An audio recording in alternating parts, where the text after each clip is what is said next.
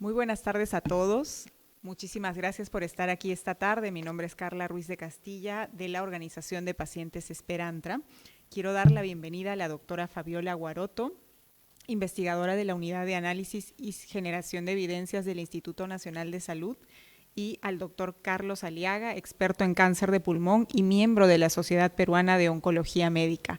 Esta tarde tenemos muchos pacientes y familiares de pacientes con cáncer de pulmón que nos visitan para poder aprender un poco más acerca de esta patología y poder entender un poquito en qué estamos como país respecto a la Ley Nacional de Cáncer de Pulmón.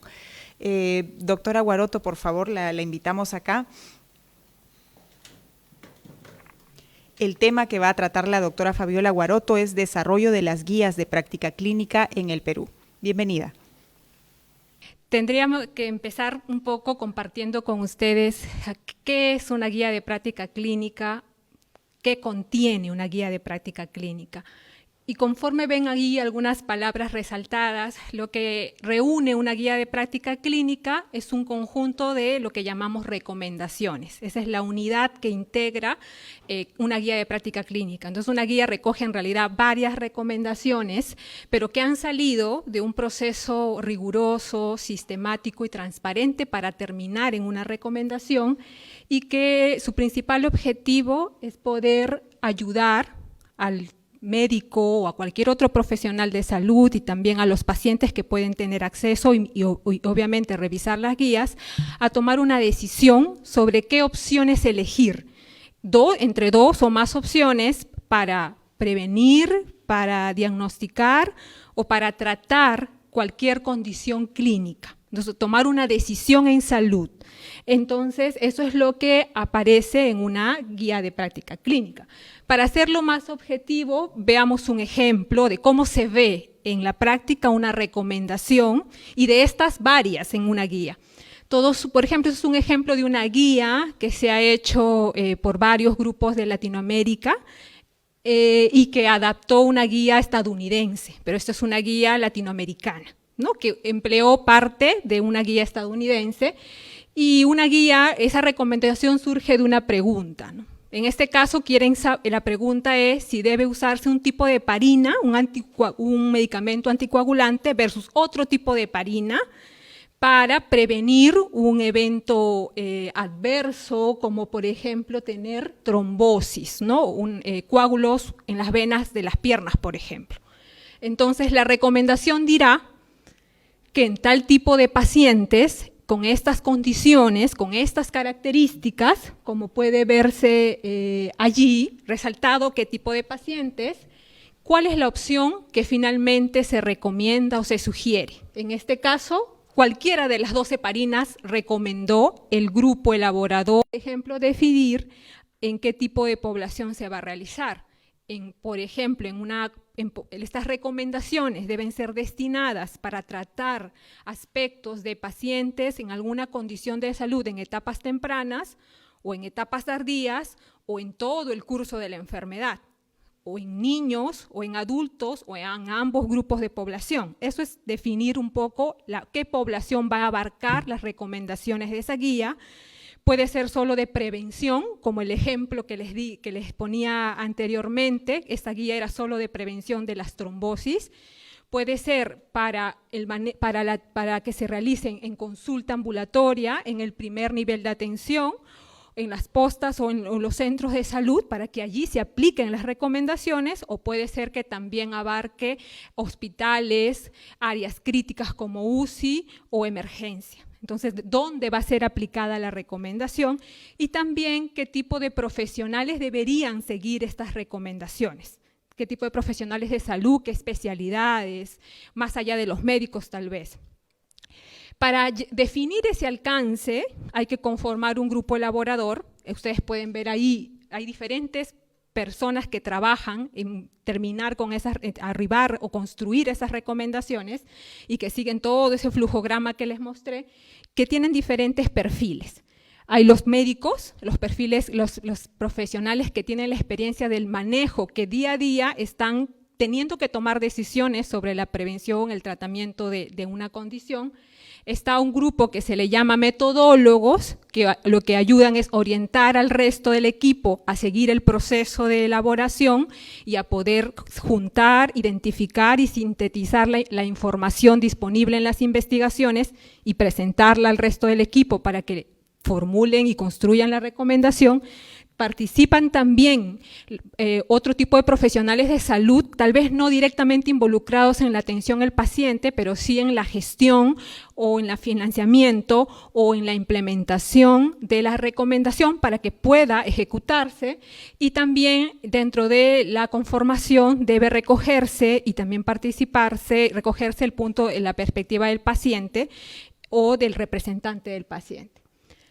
Obviamente con este grupo afinamos mejor el alcance y se listan todas esas preguntas, ¿no? La segunda diapositiva decía elegir esta heparina versus la otra en tales pacientes. ¿Cuál elegir? Esas son las preguntas.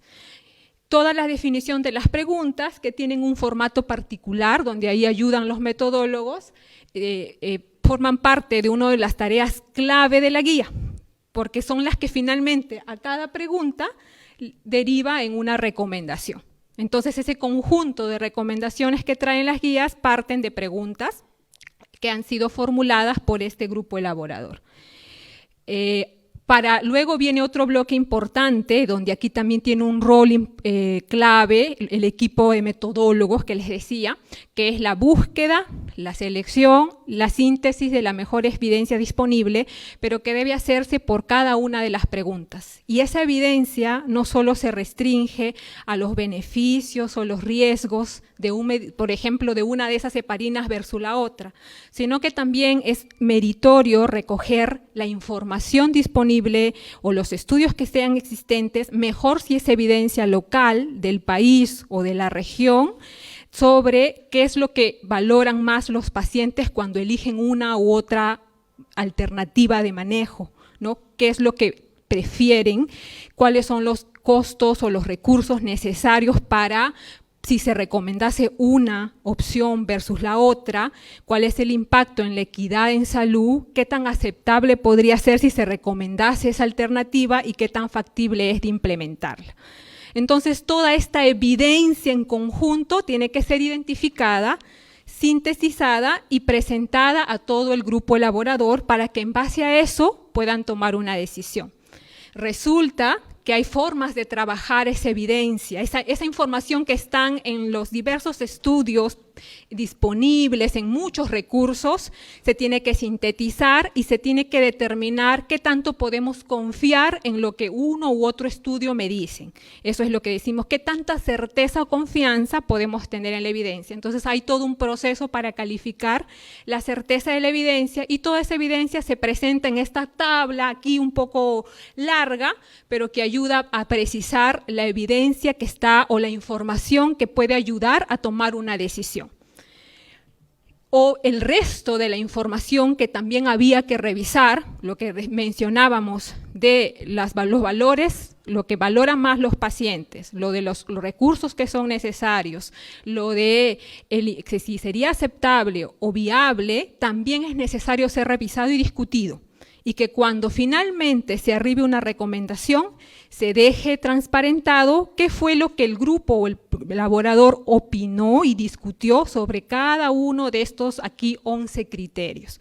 Este marco le llamamos estos criterios ir de la evidencia a la recomendación. Entonces, hay que trabajar la evidencia con una metodología especial, hay que sintetizarla porque así tan dispersa no ayuda a tomar una decisión, y hay que, cuando se formule la recomendación, discutir todos estos aspectos para arribar a una recomendación, que es la que yo les mostraba ahí, donde la recomendación tiene que ser clara, decidiendo en qué paciente se va a aplicar y cuál de las opciones se está recomendando, y lo de acá abajo que veíamos era como se dejaba constancia de la evidencia que había ayudado a poder sustentar esta recomendación. Todo ese conjunto de recomendaciones y preguntas de las cuales derivan, más todos los aspectos sobre estos 11 criterios discutidos y la información revisada, más la metodología de cómo se buscó la información, cómo se sintetizó, cómo se conformó el grupo elaborador, etcétera, es reunida en un documento que se le llama versión extensa, que es la guía de práctica clínica como tal. Ese borrador, inicialmente es un borrador, se somete a consulta por todos los grupos de interés para recibir comentarios y se hace una revisión también por personas externas que no hayan participado en la elaboración para poder construir un documento final, la guía final.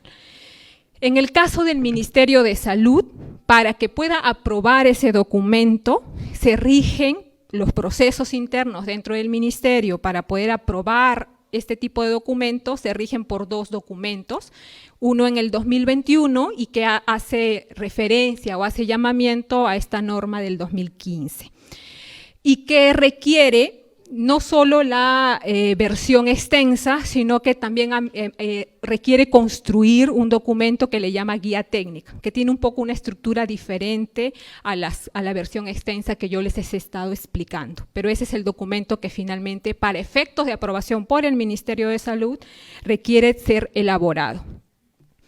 Otro aspecto clave también es decir, ¿cuándo puedo no tener que partir de una guía, hacer una guía desde el comienzo, desde el inicio, porque no existe una guía, o porque las guías que existen no me ayudan, o porque no abarcan la condición de salud que es necesario efectuar recomendaciones?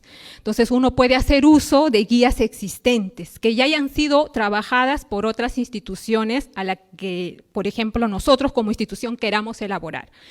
Eso, utilizar esas guías existentes puede ser empleando sus propias recomendaciones, ¿no? Recuerden que la unidad de la guía es la recomendación. Entonces uno puede usar las recomendaciones que ya existían, tal cual jalarlas a nuestra guía, incluirlas, y eso se llama adopción, incluirlas sin ninguna modificación, o al contrario, modificarlas, porque se han hecho en un contexto, en un lugar o en una organización muy distinta al contexto local. Eso se llama adaptarlas. Pero para hacer adopción de las recomendaciones o adaptación, o sea, sin modificación o con modificaciones, tendríamos que identificar una guía confiable. Una guía confiable, es decir, entre diversas guías que puedan existir, puede ser que compartan la misma evidencia, la misma información, porque la evidencia puede ser global, pero las decisiones para el contexto local requieren posiblemente un cambio en las recomendaciones. ¿Qué se necesita para poder hacer eso y evitarnos en sí la parte que se evita? No se evita pasar por cada una de las etapas, sino en realidad esta parte de aquí, que es el trabajo, puede ser que ya esté avanzado y por eso podamos adoptar o adaptar, pero no evita que al adoptar o adaptar recomendaciones se tenga que seguir todo el proceso de trabajo. Las dificultades que existen para poder adoptar o adaptar recomendaciones es que a veces no hay una guía que pueda ser útil para el contexto local, porque tal vez es una guía en otro tipo de población, diferente alcance y no tiene las preguntas que necesitamos responder en la guía local. No siempre encontramos guías confiables. Y cuando me refiero a guías confiables es que dejen por sentado y sean transparentes en que hubieron todos los grupos en su elaboración, ¿no? Les decía, los perfiles de metodólogos, clínicos, gestores, perspectiva de paciente, y si es necesario que haya sido construida por un grupo elaborador de múltiples sectores. También que haya habido una gestión de los intereses y se eviten conflictos de interés que puedan afectar las recomendaciones, que por cada una de las preguntas se haya hecho una búsqueda y una revisión sistemática de la información de los estudios, que se haya construido esas tablas de evidencia que yo les señalaba, sintetizado las evidencias y que también contenga recomendaciones confiables, que informen claramente al final. Si yo me quedé con una recomendación por ejemplo, sobre esta heparina versus la otra, que me digan qué aspectos se discutieron, los 11 criterios que se tenían que discutir de los costos, los valores, todo eso esté descrito para entender por qué ese grupo llegó a esa recomendación y que se tenga también permiso de la institución que elaboró originalmente la guía para poder usar su evidencia, su recomendación, lo que pudiera usarse.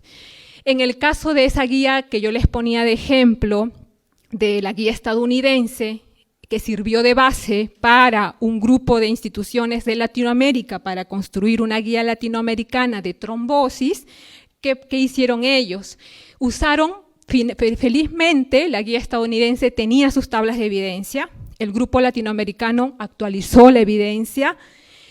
Ese grupo estadounidense había presentado la valoración que hizo de cada uno de los criterios de por qué llegó a hacer una recomendación. El panel también lo hizo con la evidencia latinoamericana. Ahí usó un poquito de diferencia, por ejemplo, para cosas como costos, para aspectos como aceptabilidad o factibilidad. Pudo haber cambiado la evidencia y puede verse que incluso la evidencia es la misma o similar, pero la recomendación es distinta, porque si bien el grupo estadounidense dijo, no, úsese mejor este tipo de heparina, el grupo latinoamericano dijo, úsese cualquiera de las dos, porque las valoraciones, por ejemplo, respecto a los valores, respecto a los costos, respecto al tamaño o la magnitud de los beneficios con una heparina versus la otra, fueron valorados distintos, a pesar que era la misma evidencia, ¿no? Pero se ayudó mucho tener ya toda la evidencia, todo el trabajo previo riguroso, construido, pero no se dejó de lado tener que igual seguir todos los pasos y formular la recomendación. ¿Cuál ha sido el papel de una GES en todo este proceso de este flujo de trabajo que les digo en el desarrollo de guías? Nosotros somos una unidad funcional dentro del Instituto Nacional de Salud. Una de las primeras tareas que se dieron a raíz también de la capacitación que recibimos desde la Organización Panamericana de la Salud es poder luego generar espacios y escenarios de capacitación para que todos los profesionales o los interesados conozcan sobre guías, entiendan de qué se trata y también puedan conocer cómo elaborarlas. Entonces ha habido un trabajo desde el 2016, estas últimas que se ven aquí grandes, hasta el 2018, y ya más cercanamente con parte de las personas o de las instituciones que estuvieron en esta diapositiva anterior, trabajar el desarrollo de guías. Nuestra experiencia en el desarrollo de guías ha estado más en el tema de enfermedades no transmisibles y también transmisibles. Estas son las del 2021-2022, con alguna de las instituciones que decidieron hacer guías y que han liderado su proceso. Algunas unidades del Ministerio de Salud, del Hospital San Bartolomé, el Hospital 2 de Mayo, con el grupo del Departamento de Psicología también en el Instituto Nacional de Enfermedades Neoplásicas y en el Instituto Nacional de Salud Mental.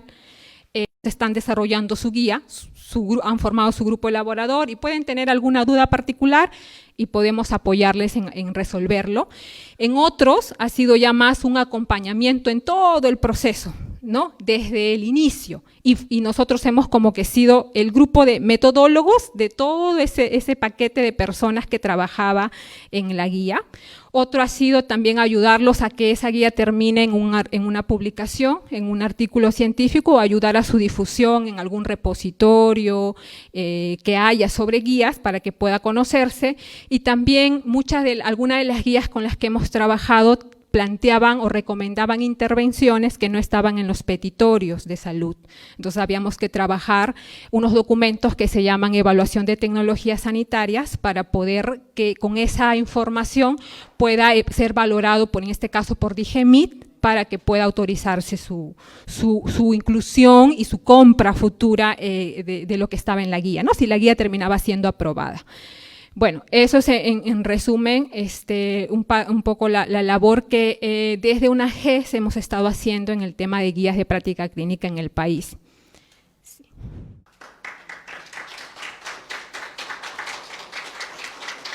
Muchísimas gracias, doctora Fabiola Guaroto.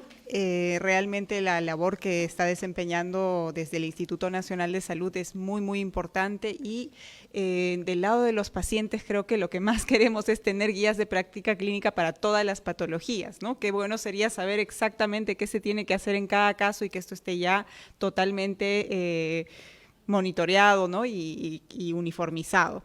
Quiero dar la bienvenida al doctor Marco Antonio Gálvez.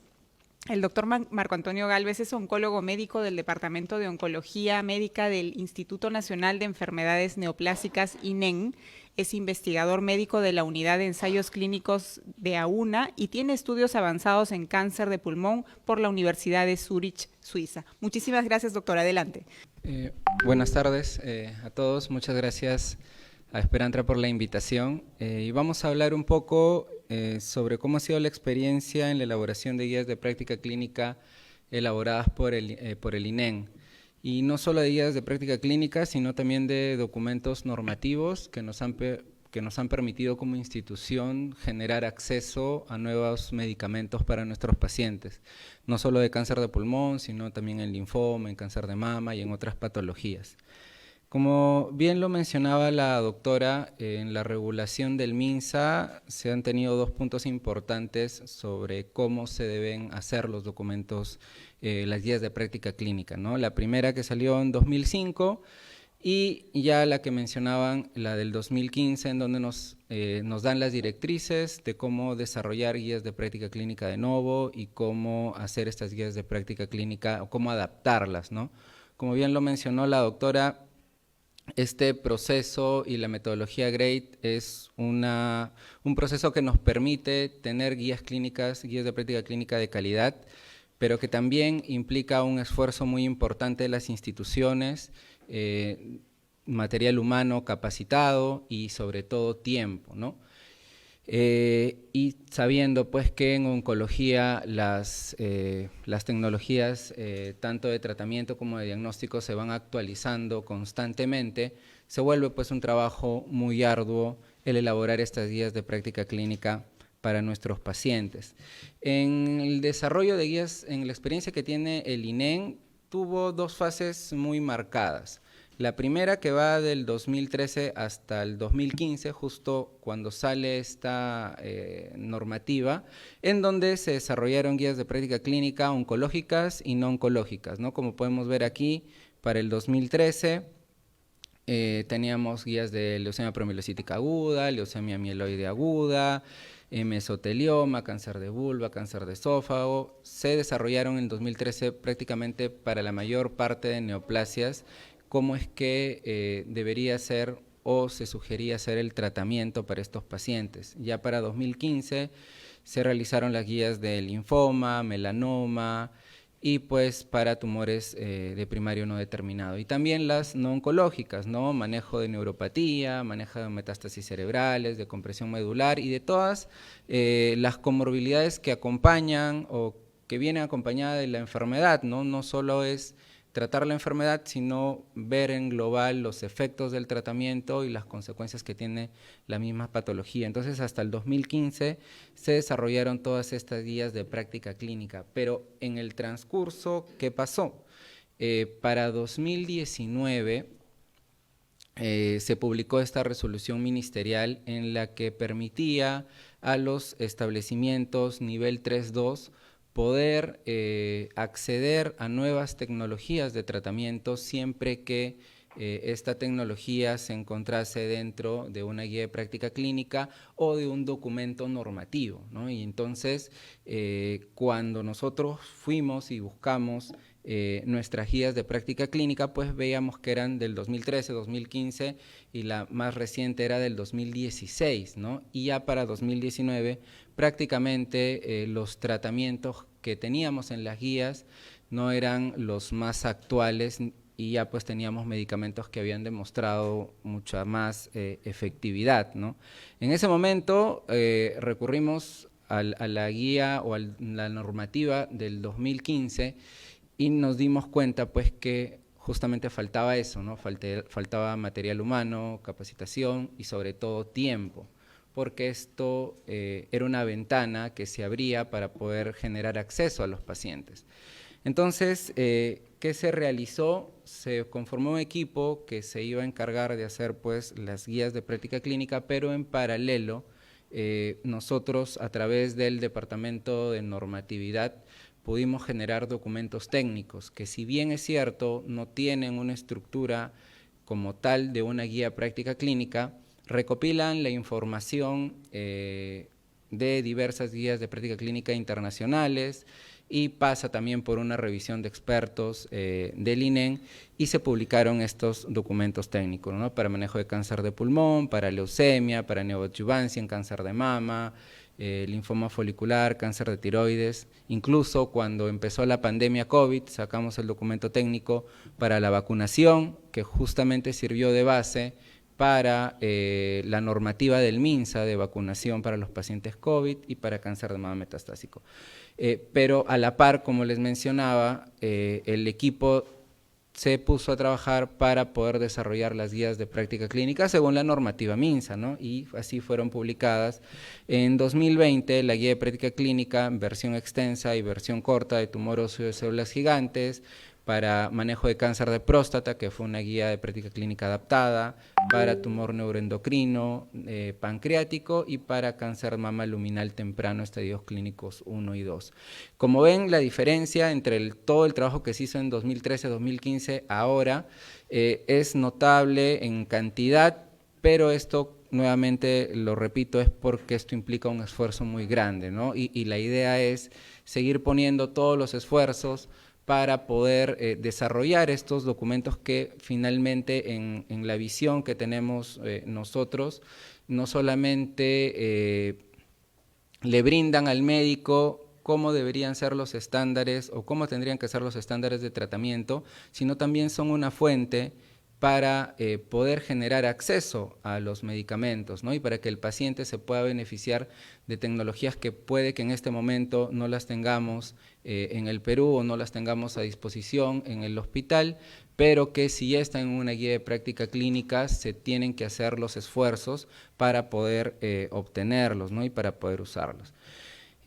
Luego salió publicada la Ley de Cáncer de Pulmón, la Ley Nacional de Cáncer, en las cuales pues como objetivos tienen pues el permitir que los pacientes puedan tener un acceso gratuito y prioritario a los servicios oncológicos, ¿no? No solo para diagnóstico, sino también para tratamiento y seguimiento. Entonces, así muy corto, lo que desarrollamos nosotros en el documento técnico de cáncer de pulmón, estamos en todos los esfuerzos de sacar una guía de práctica clínica, pero para hacer una guía de cáncer de pulmón son mínimo unas 9 o 10 preguntas pico, entonces es un esfuerzo bastante arduo. Entonces, lo que nosotros hicimos en ese momento, en el 2019, fue recopilar guías de práctica clínica internacionales, la de Estados Unidos, que se usa la NCCN, la que se utiliza en Canadá, la que se utiliza en Europa, de la Sociedad Europea de Oncología Médica, la NICE,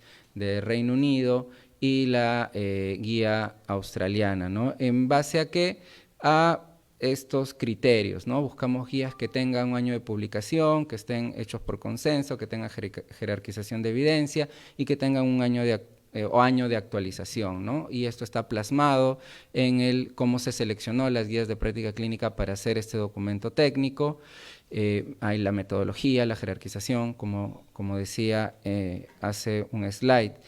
Y hemos plasmado las recomendaciones de esa guía o de esas guías para, de acuerdo a los estadios clínicos y el perfil molecular de los pacientes con cáncer de pulmón, porque en la historia del cáncer de pulmón, los tratamientos prácticamente han venido a evolucionar de una manera muy precisa y tal vez un poco más distinta a los demás tipos de neoplasias, ¿no? Hoy en día, por ejemplo, un paciente con cáncer de pulmón no debería iniciar su tratamiento si no tiene un perfil molecular de base, porque, como vamos a ver más adelante, tenemos ciertas mutaciones, ciertas alteraciones genéticas que son susceptibles de recibir un tratamiento bioral y puede el paciente evitar ser expuesto a la quimioterapia en un primer momento, ¿no? Entonces, y no solamente evitar la quimio, sino tener un beneficio mucho mayor a la quimioterapia sola.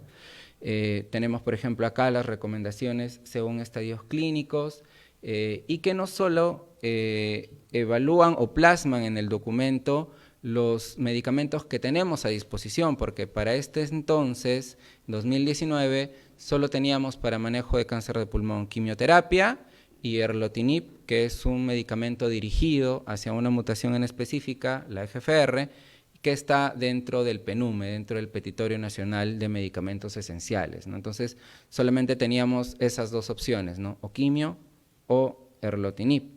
Pero ya en este documento técnico, a pesar de no tener a disposición los medicamentos, hemos plasmado qué es lo que se debe dar, por ejemplo, en pacientes con EGFR mutado, ¿no?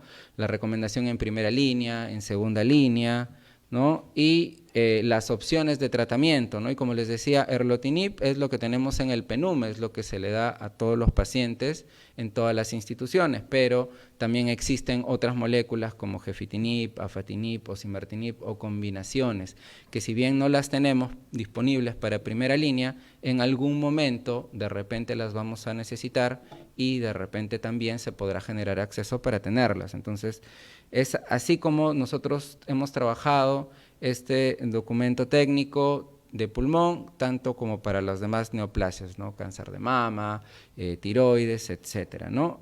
Y también consideraciones adicionales, como les decía, no solamente hemos plasmado cómo debería ser el tratamiento, cómo se recomienda que sea el tratamiento, sino también cuáles son los eventos adversos más comunes, cuáles son las recomendaciones para el seguimiento de los pacientes, ¿no?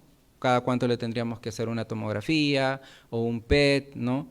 Y los marcadores que deberíamos pedirle a los pacientes con cáncer de pulmón. Entonces, esta información está disponible, está en la página web de la institución y esta es finalmente la resolución jefatural con la que fue aprobada en 2019, que nos permitió a nosotros como INEN publicar y desarrollar este documento técnico, pues tener acceso a nuevas tecnologías a partir de lo que nos decía la resolución que salió publicada en 2019. Erlotinib ya lo teníamos, viene del PNUME, pero pudimos acceder a osimertinib en segunda línea, alectinib para pacientes con ALK e inmunoterapia para pacientes en primera o en segunda línea. Tenemos ya poco más de 2 años usando estos medicamentos y nosotros habíamos mapeado cómo era la sobrevida de nuestros pacientes con cáncer de pulmón desde el año 2013 hasta 2017, un poco antes que ingrese erlotinib, y las curvas de sobrevida eran muy dramáticas. Cerca del 50% solo estaba vivo a 10 meses. Esto ha ido cambiando, si bien es cierto, recién estamos teniendo 2 años de experiencia, es muy poco, son pocos también los pacientes, pero, por ejemplo, cuando usamos inmunoterapia ya las curvas van aumentando, cuando usamos osimertinib también va aumentando, y cuando usamos erlotinib, que es algo que está en el PNUME, que nos da el MINSA, también cambia, ¿no? Entonces, lo que nosotros queremos compartir con ustedes es que darle el tratamiento al paciente, o sea, darle el tratamiento indicado, siempre va a ser mejor, ¿no? Entonces, incluso con medicamentos que ya tenemos acceso en todos los hospitales como erlotinib para pacientes EGFR, el paciente va bien, ¿no? Pero para poder darlo se tiene que tener el estudio molecular, ¿no? Si no tenemos el diagnóstico tampoco es que lo podamos dar, ¿no? Entonces, esto es básicamente lo que les quería compartir, un poco de nuestra experiencia y del esfuerzo que seguimos haciendo para poder generar mayor acceso a las nuevas tecnologías de tratamiento a partir del desarrollo de guías de práctica clínica y de documentos normativos, ¿no? Eso sería todo por hoy. Muchas gracias.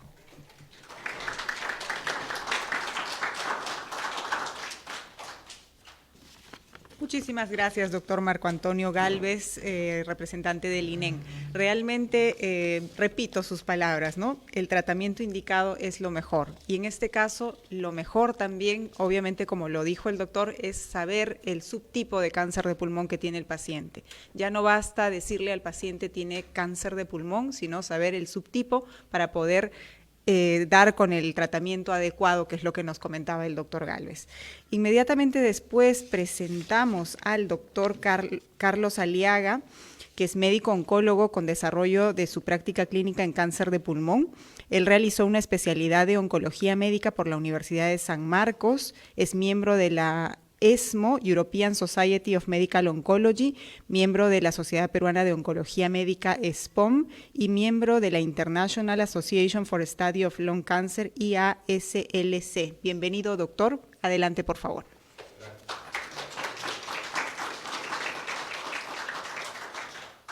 Ya, perfecto. Entonces, lo primero que les quiero mencionar es que el cáncer de pulmón es una enfermedad que clásicamente era una enfermedad mortal. Pero como bien ha mencionado previamente, las nuevas tecnologías han permitido que la mortalidad de cáncer de pulmón disminuya en los últimos años. La línea está reduciendo, pero esto es debido a tratamientos innovadores. Ustedes tienen que entender por qué es importante que tengan acceso a esos tratamientos innovadores. Y muchas veces eso no es solamente lo más importante.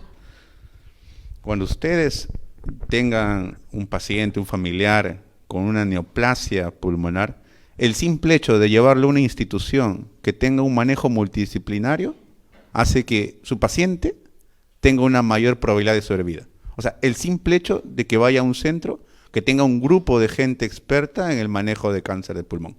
Olvidémonos de la tecnología, que vamos a ver más adelante. Ese simple hecho hace que ya su paciente tenga una mayor probabilidad de sobrevida a 2, a 3, a 4, a 5, a 10 años. Esto independientemente del estadio clínico, ¿ok? Entonces, para poder hacer eso necesitamos recurso humano. No sé si vendrá el doctor Palacios, pero también es importante considerar en esa ley muchas cosas más y ser sinceros, ¿no? Ser sinceros frente a ustedes, frente a la parte médica, si se va a poder desarrollar eso o no, si eso está incluido o no. ¿De qué me sirve tener acceso a medicamentos si no tengo un grupo humano que pueda prescribirlos? ¿De qué me sirve tener acceso a medicamentos si ni siquiera tengo una herramienta para poder hacer un adecuado estadiaje en cáncer? Entonces, un grupo multidisciplinario que puede ayudar con el simple hecho de reunirse periódicamente y discutir cáncer de pulmón, necesita oncólogos, radioterapeutas, cirujanos oncólogos, neumólogos, nutricionista, un grupo de soporte, y ese grupo de soporte tiene que estar establecido dentro de la institución. O sea, tiene que haber un lineamiento que les dé a los médicos especialistas la facilidad de reunirse y no sea una reunión a favor del grupo. Tiene que estar establecido y darle el valor que verdaderamente necesita, porque son actos de alto impacto. Un paciente, en vez de ir a 10 consultas, puede tener en un solo acto la opinión de todos y evitar tiempo. Todos somos testigos de lo que pasa un paciente en la parte pública. Múltiples consultas, estudios innecesarios o estudios repetidos, o le tomaste la tomografía, pero de acá a 3 meses cuando llega el médico ya no sirve la tomografía y tienes que volver a hacer el circuito. Entonces, lamentablemente son cosas que pasan, pero son cosas que tan solo con reunir a la gente se puede mejorar. Y eso mejora la sobrevida. Primera pregunta, ¿eso está incluido en algún reglamento? ¿Eso está reglamentado en algún lugar? ¿Eso está escrito en algún lugar? Y teniendo en cuenta el fraccionamiento de nuestro sistema sanitario, el INEM tiene una manera de trabajar, Salud tiene otra manera de trabajar, las fuerzas militares, el hospital de policía trabaja de manera diferente, el hospital militar diferente al hospital naval. Entonces, somos como pequeños países dentro de un país, ¿ok?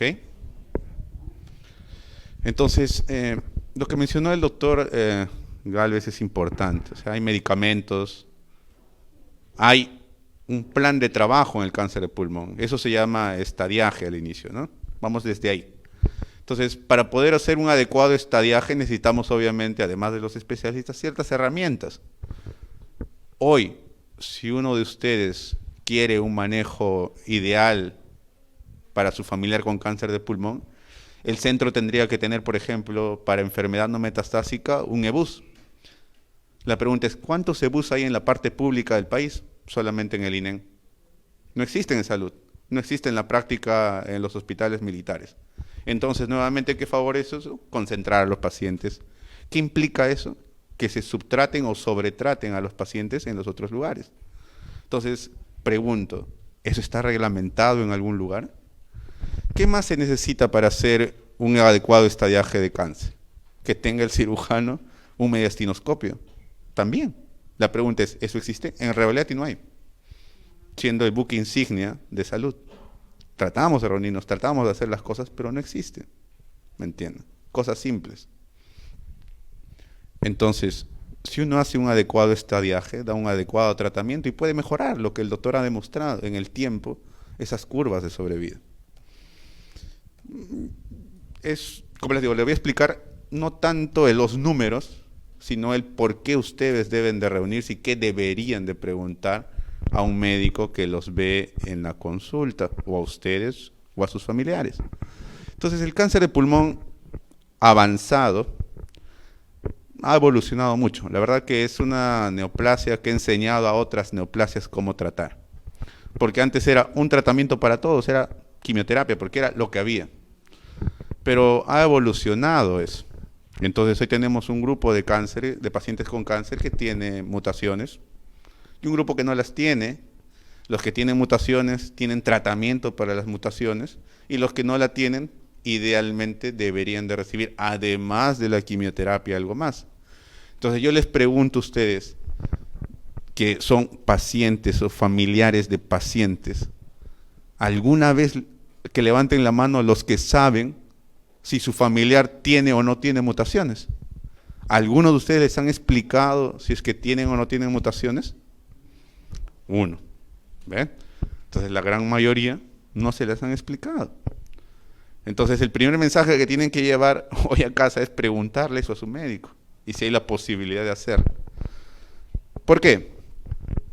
Porque el paciente peruano es una población especial.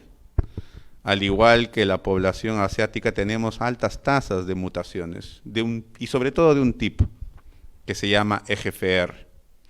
Entonces, el doctor ha participado en múltiples reportes, en mi institución también, pero aproximadamente 4 o 5 de cada 10 pacientes va a tener una mutación del EGFR. Eso se hace en el tejido de la biopsia, ¿ya? No es que tienen que hacerle algún procedimiento diferente, en el tejido del diagnóstico. Entonces, ellos deberían de recibir, como mencionaron, un tratamiento, erlotinib, osimertinib, el que sea. Pero eso permite, ¿qué cosa? Que la mitad de los pacientes aproximadamente de cáncer de pulmón no sea su mejor tratamiento de la quimioterapia. Por eso me sorprende que de este auditorio, por lo menos, una tercera parte debería de saber si tiene la mutación o no. ¿Se dan cuenta? ¿Y por qué es importante saber la mutación? Porque si un paciente tiene una mutación y recibe el tratamiento para la mutación, va a vivir más que aquel paciente que no tiene la mutación o que teniéndola no recibe el tratamiento indicado. Y en Perú, el EGFR es bastante frecuente. Es un tratamiento que está dentro del petitorio nacional. Hay un medicamento que está dentro del petitorio nacional, el erlotinib. Hay otras instituciones como el INEN que tiene posibilidad de otros medicamentos para esa mutación. Pero en todo caso recibe un tratamiento para la mutación. Tiene una mayor probabilidad de sobrevivir en el tiempo. Tiene una mayor probabilidad de controlar su enfermedad y no recibir quimioterapia, que no es su mejor opción. Pero parte también de la parte clínica, de explicarle esto al paciente, y parte del paciente también tener conocimiento de todo esto. ¿Ok? Hay que hacer mutaciones.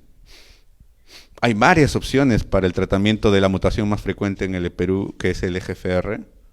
Y lo ideal de verdad es, hoy en día, le voy a decir lo ideal, lo que tal vez no podemos aplicar, y esto viene en contexto con la primera exposición del desarrollo de guías de práctica clínica.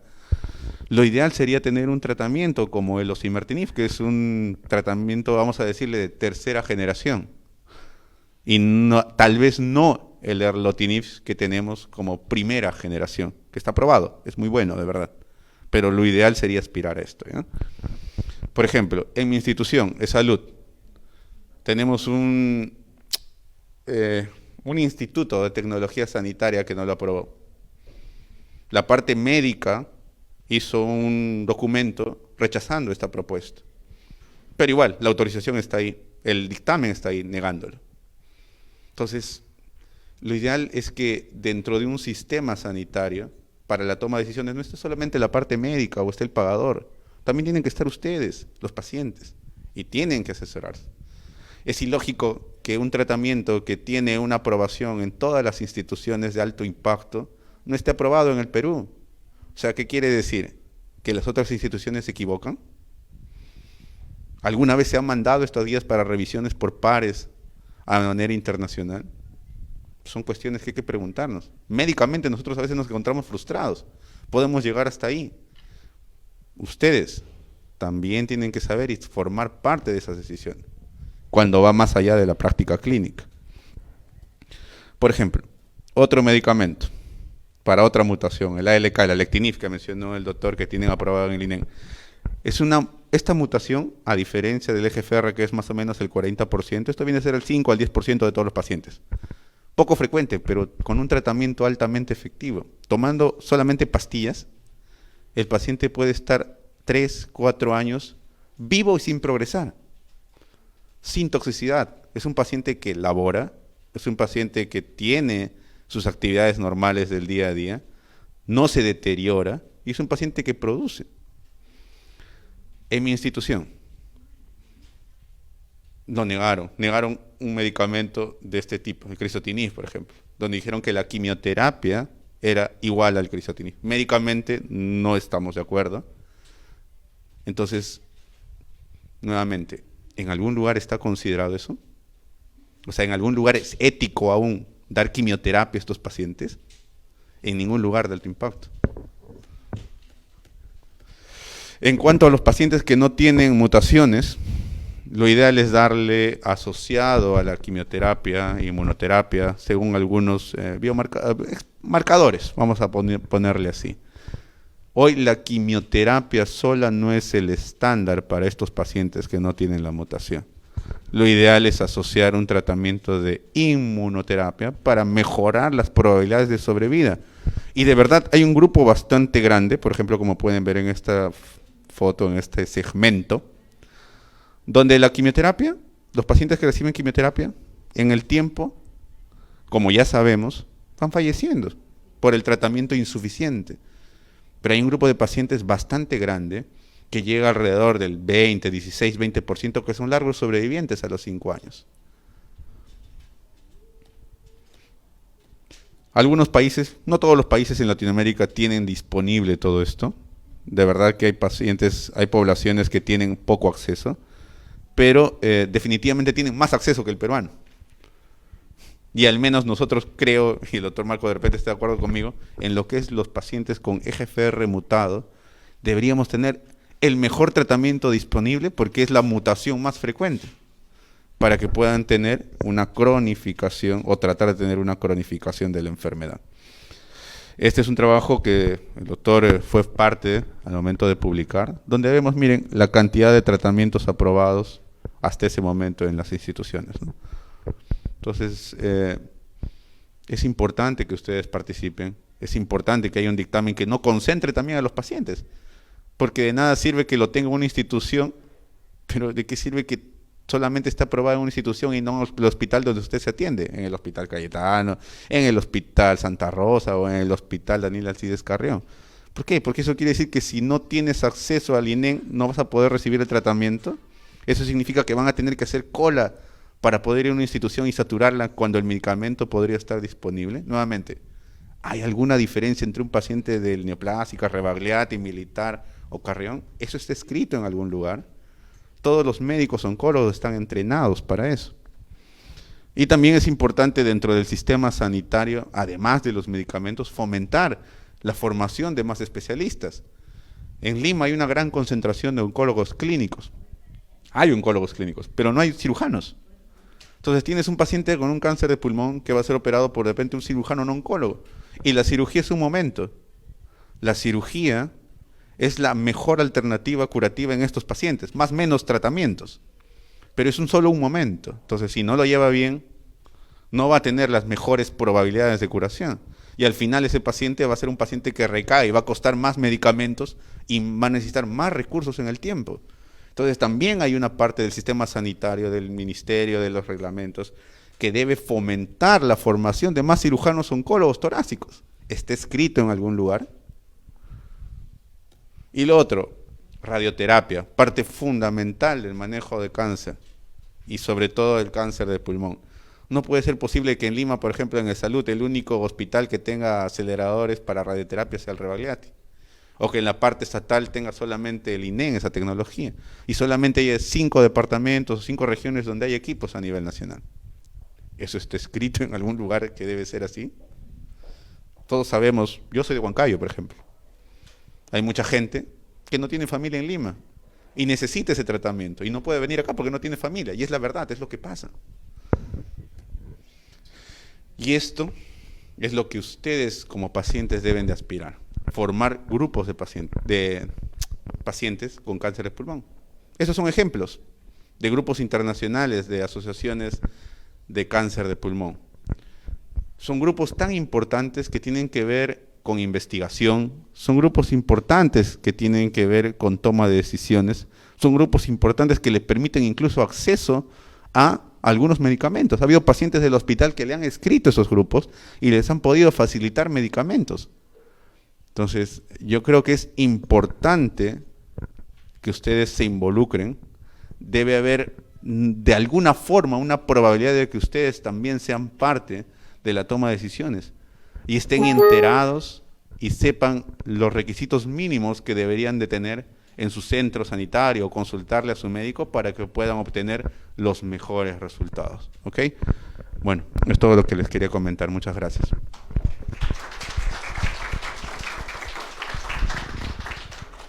Muchísimas gracias, doctora Aliaga. Realmente muchísimas gracias por las recomendaciones. El tener una ley de cáncer de pulmón es un hito muy, muy importante en Perú porque por primera vez estamos mirando hacia cáncer de pulmón, pero la misma ley indica que necesitamos una guía de práctica clínica de cáncer de pulmón y necesitamos también un PENUME, un petitorio de medicamentos esenciales para cáncer de pulmón que incluyan tratamiento innovador. Seguimos en esto, muy acertadas las recomendaciones de los doctores en cuanto al involucramiento que tenemos que tener como sociedad civil en pedir lo que es bueno para los pacientes, lo que necesitamos los pacientes, desde un diagnóstico preciso hasta un tratamiento innovador. Buenas tardes, mi nombre es Jesús, tengo 35 años y soy paciente de cáncer del pulmón, ALK positivo. Todos necesitamos una ley de cáncer de pulmón. Mi pregunta es, ¿qué institución puede hacerla y cuánto demorará en hacerla? Gracias. Pasamos el micro a los panelistas, a ver a la doctora.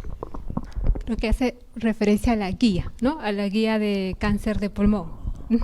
Sí, creo que ha sido recogido por los doctores. Uno de los aspectos claves, más allá de la guía, es el acceso a las intervenciones, y no hablo solo de tratamientos, las intervenciones pueden ser pruebas diagnósticas, pueden ser alguna estrategia de manejo. Más importante que el documento, porque hay todo un arduo trabajo detrás del documento, pero con el documento aprobado, o el documento concluido no es el final del camino para el acceso, lo que está ocurriendo en nuestro país. Entonces, el aspecto viene después en la implementación. Las normas nacionales indican que todas las intervenciones que están contenidas en las guías que aprueba el Ministerio de Salud indican que hay una obligación de que el Estado debe poner accesible esas intervenciones. De ahí se recoge que en parte, una de las estrategias, una de las herramientas que sería la guía, tendría que ser una guía de alcance nacional. Entonces, una guía de alcance nacional, de acuerdo también a las normas del Ministerio, hay diferentes direcciones dentro del Ministerio con competencias en el manejo, ¿no? Y ya también los mismos documentos normativos indican que en las guías de alcance nacional, que terminan siendo lideradas por las direcciones correspondientes dentro del Ministerio de Salud, el mismo Ministerio puede liderar y convocar a las instituciones o grupos o por sus propios medios también, conformar todo el equipo necesario para la guía, ¿no? Todo ese grupo de trabajo necesario. Creo que tendría que ser una guía de alcance nacional para que esta guía, una vez que otro paso importante es la aprobación por el ministerio, que también termina siendo dentro del mismo ministerio un proceso que lleva su tiempo, más luego de eso, más allá de la guía, es que una vez que haya una guía de alcance nacional, sus intervenciones o sus recomendaciones terminen siendo implementadas realmente en todo sector, ¿no? Porque también ya la norma lo dice, si hay una guía de alcance nacional, todas las demás instituciones públicas y también las privadas deben seguir las recomendaciones de la guía. Entonces, esto correspondería que, al ser una guía de alcance nacional, pueda ser, y tal como ya creo que también la ley lo menciona, liderada por el Ministerio de Salud, ¿no? Por las direcciones competentes sobre el manejo de la condición de salud, en este caso, cáncer de pulmón.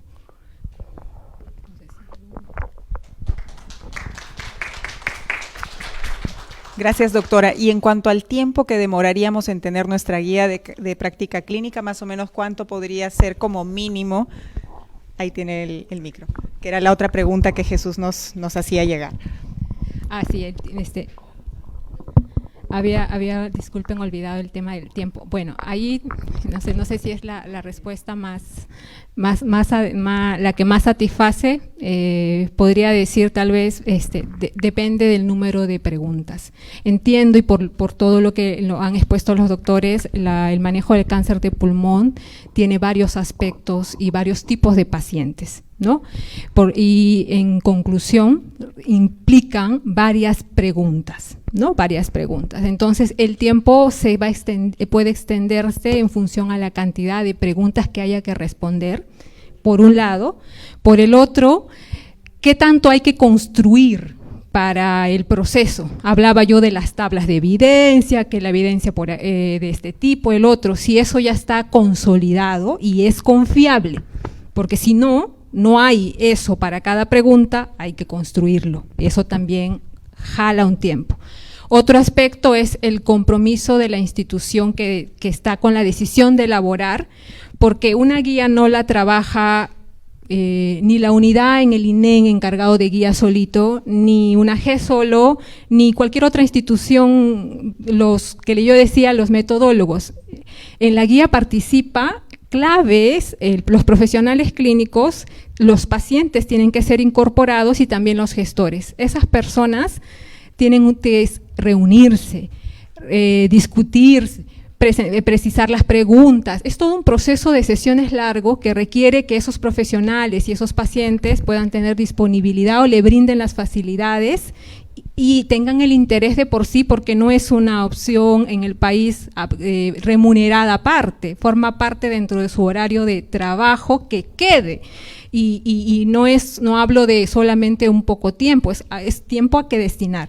Entonces, conforme más preguntas y mientras más se requieren más sesiones, eso también alarga el tiempo.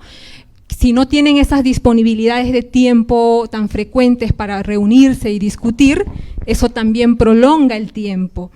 Eso lleva a que, en función a esas facilidades, a disponibilidad de tiempo, al recurso disponible, en función al número de preguntas, a la complejidad de la guía y de la disponibilidad de que la evidencia ya esté trabajada en otras guías o tal vez parcialmente trabajada y sea confiable, hablamos de tiempos para la magnitud de una guía que pueden ser 18 meses o 12 meses en el mejor de los casos, y a veces hay reportes de incluso 2 años para la construcción de las guías. Entonces, por eso es muy difícil poder, incluso si la guía no solo es de prevención, no solo es de diagnóstico o es de tratamiento, entonces pudiera ser una estrategia ir abordando tal vez, por eso es que yo le decía, puede ser que para no ir empezando por alguna condición particular y luego otra y otro grupo, para no tratar de en una sola abarcar todo porque va a tomar más tiempo, ¿no? Tal vez uno pudiera priorizar algunos aspectos que esa guía tiene que responder y en función de eso tratar de poder tener para nosotros, que no hemos tenido experiencia específicamente en la patologías con cáncer y que hemos tenido que también adoptar o hacer todo de nuevo, nos ha tomado en el mejor de los casos 1 año, para 10 preguntas, solo 10, y a veces hasta menos. Entonces, puede requerir mayor tiempo, ¿no? Esa es la complejidad. Al final, el producto es que ya se tiene un manejo y que eso tratar de que reduzca la variabilidad en que se maneje, como decía el doctor, en un lugar de esta manera y en otro lugar diferente. Ese es el beneficio que se logra con la guía y que al estar allí hay elementos suficientes para poder que el Estado deba garantizar esas opciones, pero no acaba, como les digo, realmente no acaba con una guía aprobada con la solución del acceso a las intervenciones en nuestro país y que, como decía el doctor, que al final se dé el manejo que debería darse, ¿no? Viene mucho también de trabajo de implementación después, ¿no?, de las recomendaciones. Gracias, doctora. Para el doctor Gálvez, que tienen ya la experiencia de INEN de haber hecho una guía de práctica clínica de cáncer de pulmón con 9 o 10 preguntas pico, ¿cuánto tiempo les llevó poder desarrollarla? En realidad, como lo mencioné en la charla, nosotros tenemos una guía que fue publicada en 2013. Lo que fue publicado en 2019 fue un documento técnico, porque nosotros, cuando se dio la oportunidad de generar acceso, la primera intención fue hacer una guía de práctica clínica, pero como bien lo dice la doctora, el tiempo estimado con el personal que teníamos en ese momento era de aproximadamente 12 meses. Entonces, por eso es que descartamos momentáneamente la intención de hacer en ese año la guía de práctica clínica y pasamos a hacer el documento técnico, que nos llevó alrededor de 3 a 4 meses realizarlo, pero que de todas maneras no es lo ideal según la normativa del ministerio, ¿no? Que sí nos ha permitido generar acceso, nos ha permitido, pero a la larga, como toda institución, se rige bajo las normativas del Ministerio de Salud y lo ideal es pues tener una guía de práctica clínica. Cuando se publicó la ley de cáncer de pulmón, hubo ciertos intentos de reunir a INS, IETSI y demás instituciones para poder generar la guía de cáncer de pulmón, pero parece que también quedó en stand-by esa iniciativa. Pero espero que se retome porque, como bien lo dicen, por más que nos tome año y medio, si se ponen todos los esfuerzos, porque la idea inicial era, bien, tenemos distintas instituciones a nivel nacional, los cuales pueden aportar con personal, con materia humana capacitada, nos puede tomar menor tiempo, ¿no? Pero ese es el punto, que se tome la decisión, que es finalmente lo que falta. Y justamente si es un proceso que demorará su tiempo, pues tenemos que tomar esa decisión cuanto antes. Y encima, teniendo la ley, urge tomarla con la premura del caso. Ahora tenemos a Gloria, que tiene otra pregunta. Adelante, Gloria, por favor. Buenas tardes con los doctores también. Yo me trato en el Hospital Rebagliati. Mi nombre es Noemí Campos. Soy un paciente de ahí, he recibido durante todo el tiempo quimioterapias. Ahorita mi diagnóstico está en junta médica. Las quimioterapias no me han hecho nada, no han hecho efecto al tumor que tengo, ha ido creciendo y creciendo. Entonces, lamentablemente por la burocracia que tiene el país, las citas médicas es larga, que tan simple hecho para decirte una tomografía tengo que esperar 1 mes para que ahora me den mi resultado de la junta médica otro mes.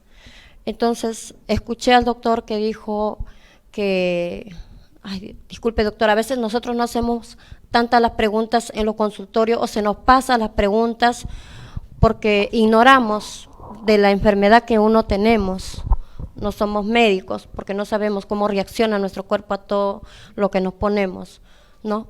Pero también quería hacer la pregunta, era ¿cuáles serían los medicamentos innovadores? O sea, ¿cómo serían esos medicamentos, no? ¿Cómo deberíamos tener esos medicamentos? Bueno, primero agradecerle por la pregunta, de verdad es importante que usted esté acá. Y lamentablemente, como usted menciona y hace parte de su pregunta, es todo un sistema, ¿no? Si se da cuenta, va desde la tomografía hasta el informe, de la cita al tratamiento. Entonces, nuevamente, todo eso tiene que estar arreglado, documentado y tiene que estar escrito en algún lugar, porque lo que no está escrito no existe, se ha dicho siempre, ¿no? Entonces, de verdad, le agradezco la presencia el día de hoy y su pregunta. Lo otro, ¿cuáles son los medicamentos innovadores? Los medicamentos innovadores son básicamente como familias. Le voy a explicar de lo de familias y a lo que tenemos disponibilidad y a lo que podríamos obtener, ¿eh? Entonces, en familias básicamente tenemos medicamentos que los que clásicamente se decían como biológicos, ¿no? Muchos de ustedes seguramente han escuchado en sus centros de atención que le dicen son biológicos, ¿no? O han escuchado por ahí a algún familiar o a algún otro paciente. Entonces, básicamente esos medicamentos pues, podrían ser en el cáncer de pulmón, la inmunoterapia, podrían encajar ahí estas pastillas que mencionamos en nuestras charlas, que podrían ser el erlotinib, el alectinib, el osimertinib, el crizotinib, etcétera, ¿no? Pero lamentablemente no todos los medicamentos son para todos los pacientes. Teóricamente tenemos que hacerles un perfil molecular. Como les mencioné, el más frecuente o la mutación más frecuente es la del EGFR, 40% la tiene. Entonces, si tienes esa mutación, podrías obtener este tratamiento biológico, entre comillas, dirigido, que podría ser el erlotinib o familiares de segunda, tercera generación como el afatinib o simertinib.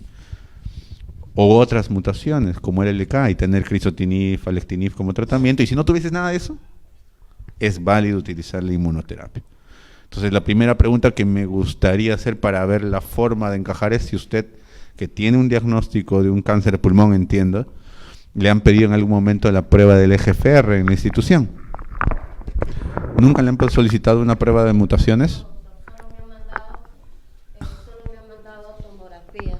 Ya, eso... Pero solo me han mandado tomografías. Eso sería cuestión de verlo.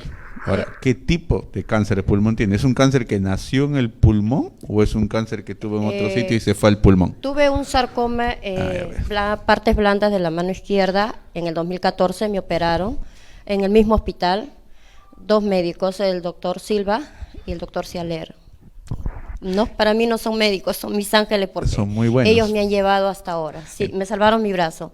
Después de 3 años, el cáncer brotó a los pulmones, pequeños nódulos, que incluso usted me lo detectó. Yo soy su paciente, claro, de usted. Ya me acordé de tu carita. Sí, doctor. Entonces, ¿qué es lo que pasa? Que usted me dijo que era inoperable, porque yo saqué una cita con un doctor que trata los pulmones, y el doctor me dijo operación urgente. Entonces, cuando yo regresé a consultorio, me dijeron que no, que era inoperable. Exacto. Que tenía que recibir quimioterapia, ¿no? Entonces, ahí voy a aprovechar la intervención para dar una charla, creo que es importante también resaltar, ¿ya? Una cosa es un tumor que nace en el pulmón y se puede ir a otro sitio, ese es el motivo de la charla, ese es el famoso cáncer de pulmón. Y el pulmón también es un lugar frecuente al cual saltan otras neoplasias. Puede ser un cáncer de mama, puede ser un sarcoma. Entonces, lo que hemos conversado hoy como charla aplica para el paciente que tiene como lugar de origen el pulmón, no el tumor que fue el pulmón. Entonces, en su caso, es un poco diferente entonces el panorama. Entonces, tendríamos que ir a ver la forma de abordar un sarcoma que ha regresado al pulmón, no un cáncer de pulmón. Siempre es bueno también averiguar y tener en detalle esto, ¿ya? Entonces, en el sarcoma, ahora yendo en detalle hacia su teoría, la piedra fundamental aún sigue siendo la quimioterapia. Hay algunos tratamientos, ahora vamos a su otra parte de la pregunta, si hay algún tratamiento innovador. Hay algunas líneas de investigación en sarcomas donde se pueden utilizar, entre comillas, algunos biológicos, como puede ser, por ejemplo, el sunitinib. Algunos utilizan palbociclib si tuviese el sarcoma alguna mutación en puntos de control CDK4, CDK6, pero ya tiene otro panorama. Entonces habría que ver si en la institución tendría la posibilidad de presentar la pregunta PICO y ver si es que con las recomendaciones es suficiente para poder aprobar ese tratamiento y podérselo brindar. Pero el enfoque es completamente diferente. Es completamente diferente. Es un sarcoma que volvió al pulmón. No es un cáncer de pulmón avanzado, digámoslo así. ¿Ok? Pero sí, hay medicamentos y al momento en el Revalidati no tenemos ningún tratamiento dirigido para sarcoma. No sé si en el INEN tienen, tampoco tienen. Entonces, pero si es que hay la posibilidad y ha llegado el momento de pasar de la quimioterapia, que como le digo es su mejor opción al momento, tratar de hacer una pregunta para ver la evaluación de esa tecnología y ver si es que se la pudiesen implementar, ¿no? Sí. Muchísimas gracias, doctor. Volviendo a la pregunta de Jesús del inicio, ¿no? que tiene cáncer de pulmón primario, ¿cuáles son esos medicamentos esenciales? Tendrían que haber por lo menos para los 3 subtipos más frecuentes, como mínimo, porque ahora conocemos que tenemos solo uno en eSalud, en INEN también algunos pocos. Pero lo ¿Cómo primero podríamos, es primero el diagnóstico? Lamentablemente, miren esto. Por eso digo, una cosa es el papel, una cosa es lo teórico, la ley, y otra cosa es la práctica clínica. Definitivamente todo tiene que ir en línea, pues porque nada me sirve un papel que me soporte todo y no tienes nada en las instituciones, o no esté todo reglamentado, ¿no? Por eso también, nuevamente recalco, la importancia de ustedes como pacientes que sepan qué deben de pedir, qué deben de tener. Incluso hay otras sociedades, y ahí nos hemos quedado nosotros de repente como sociedad de oncología, tienen guías para pacientes, donde el paciente, como ustedes mismos dicen, ¿no? Lo expresó de mí, se pone nervioso. Llegas a la consulta y se te borra todo. Si a nosotros mismos nos pasa como médicos cuando vamos por cualquier problema, imaginen la magnitud cuando tienen que recibir una noticia como esa y todo es nuevo, ¿no?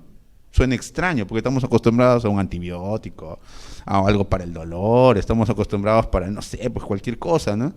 Pero no medicamentos nuevos. Entonces tiene que haber una guía para pacientes. Eso es algo que es una tarea pendiente nuestra, tal vez como la parte médica, para poderles brindar un boletín y lo que le hemos explicado ponerlo en términos sencillos y simples, ¿no? Entonces lo primero sería un lugar que pueda hacer pues el diagnóstico molecular y nuevamente saturar un solo, el INE lo tiene, pero lo tiene cubierto por ejemplo para pacientes de MINSA y nuevamente saturar todo un sistema en un solo lugar para poder tener todos los pacientes un acceso. O sea, ¿qué quiere decir? ¿Que un paciente de provincia tiene que pasar todo el circuito para llegar a una institución y poderlo hacer? eSalud no lo tiene. Tiene el medicamento, pero no tiene cómo hacer la prueba. Si lo hacemos a veces, lo hacemos con el apoyo de la industria, que también es una parte importante de esto, del manejo del cáncer de pulmón. Entonces, lo primero es hacer el diagnóstico. En Perú, ¿qué debería, lo mínimo que debería de testearse las 2 mutaciones más frecuentes, ¿no? El EGFR, 40%, el LK, el 5%, por lo menos. Por lo menos. Y darles un tratamiento dirigido para eso. Erlotinib, osimertinib, alectinib, crizotinib, más o menos la evaluación, pero al menos en esas 2 neoplasias, darles el tratamiento, porque si le dan el tratamiento teniendo la mutación, su probabilidad de sobrevida es muy grande. Su probabilidad de controlar la enfermedad es muy grande. Entonces, dentro de ese panorama de esa ley que es, de verdad que es tediosa, porque toma bastante tiempo, pero nuevamente, si no hacemos nada, cada vez estamos más lejanos, ¿no? Deberíamos empezar de repente por un punto relevante y que contenga una mayor cantidad de pacientes. Por ejemplo, la primera parte de la guía, aparte de hacerle grupos paralelos, de repente debería de ser el manejo del cáncer de pulmón con mutación del EGFR. Con eso, ya tienes 40% de tus pacientes con una guía.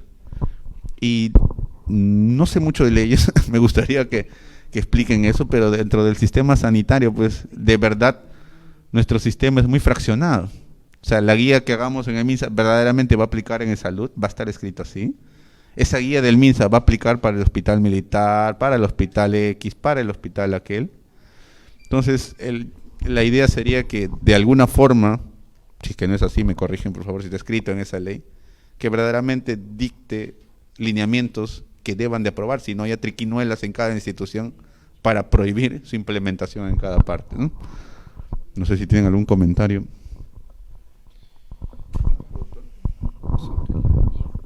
Sí, en la norma técnica 117, la que rige el tema de la aprobación, la elaboración y aprobación de los documentos por el Ministerio, sí hay un acápite explícito que las guías aprobadas por el Ministerio de Salud son de alcance nacional y deben ser de implementación y tal cual tomar la recomendación para efectuarse, hacer uso, ¿no?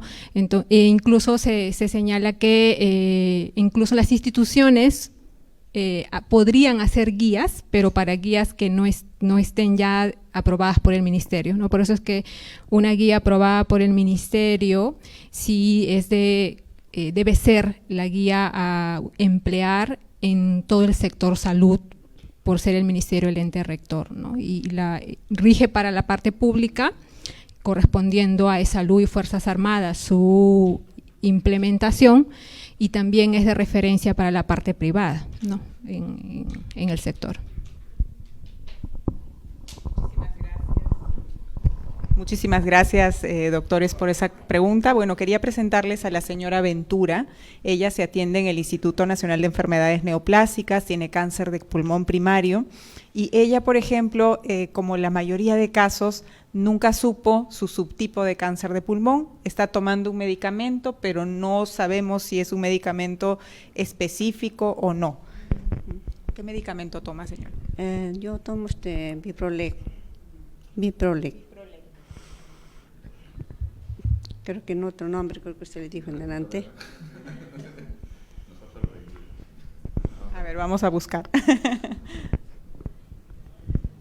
Mientras tanto, mientras encontramos alguna información más a manera de resumen de lo que se trataría, que es lo que todos queremos, ¿no? Es de hacer cuanto antes la guía de práctica clínica de cáncer de pulmón como una primera guía para cánceres en general, porque ahora tenemos también nuestra Ley Nacional de Cáncer con una urgencia de ser implementada.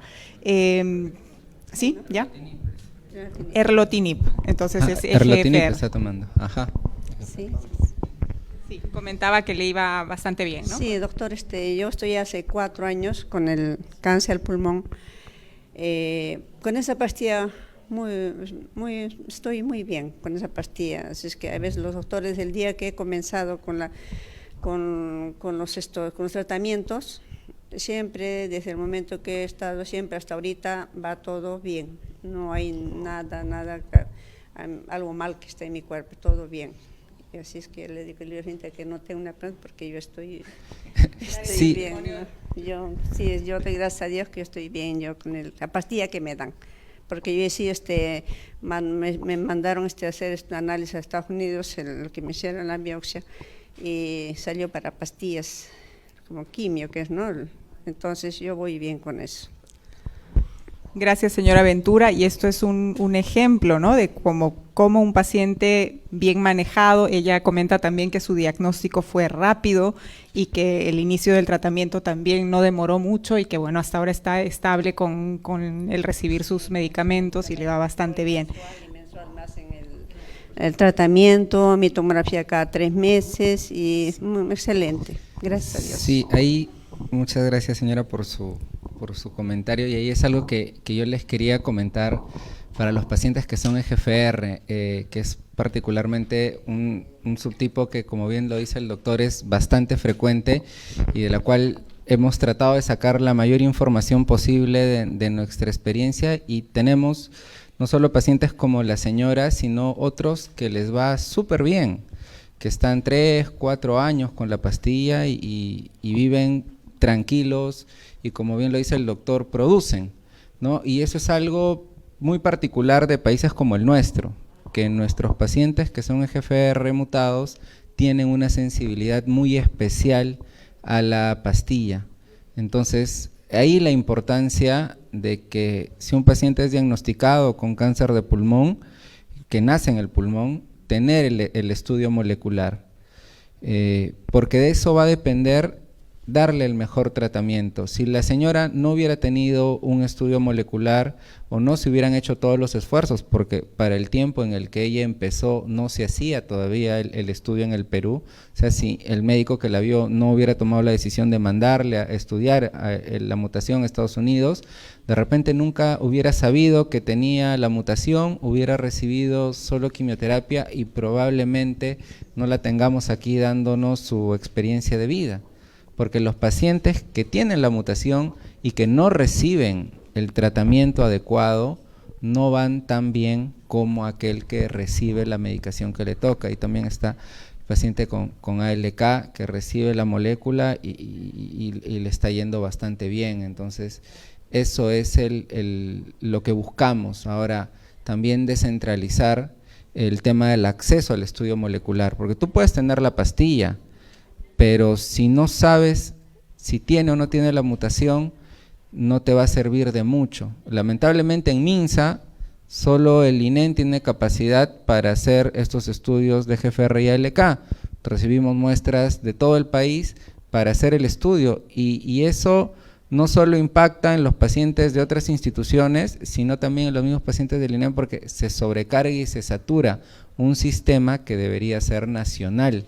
Entonces, las instituciones, los IRENES o las unidades oncológicas deberían tener un centro de estudio molecular para que el paciente pueda tener en 2 semanas, que es el tiempo estándar internacionalmente, su resultado de la mutación, ¿no? A veces el paciente tiene que esperar 21 días, un mes, mes y medio para recibir el resultado, ¿no? Y en ese tiempo la enfermedad avanza, ¿no? Y no reciben y se les tiene que iniciar quimioterapia y ya el paciente recibe los efectos de la quimio y demás cuando se pudo haber beneficiado de una droga mucho más noble que la quimio, ¿no? Entonces eso es también algo muy importante que deben tener en mente, ¿no? Si me diagnostican, el estudio molecular es lo que va a dirigir prácticamente qué cosa voy a recibir.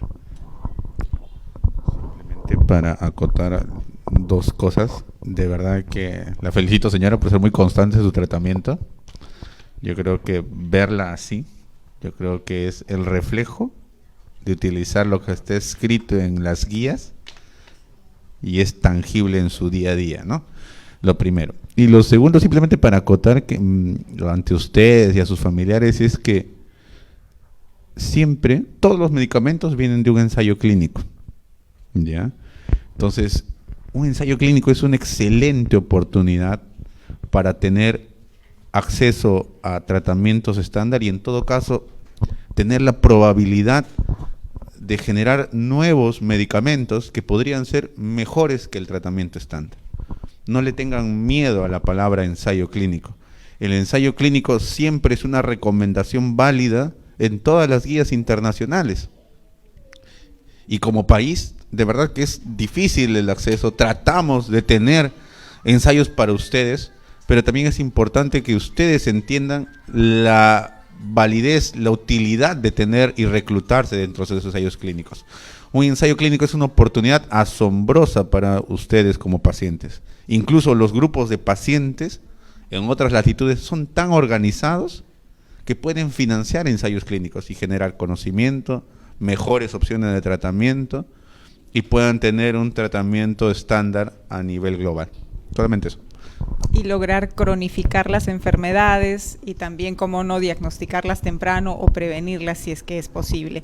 Ya para finalizar, nos hemos pasado un poquito de tiempo, realmente este es un tema que nos apasiona a todos, se ve como los doctores hablan con tanto cariño a los pacientes, algunos muestran algunos logros de sus instituciones, la doctora Fabiola también que nos ha comentado y nos ha compartido cómo es el tema de las guías de práctica clínica en el Instituto Nacional de Salud.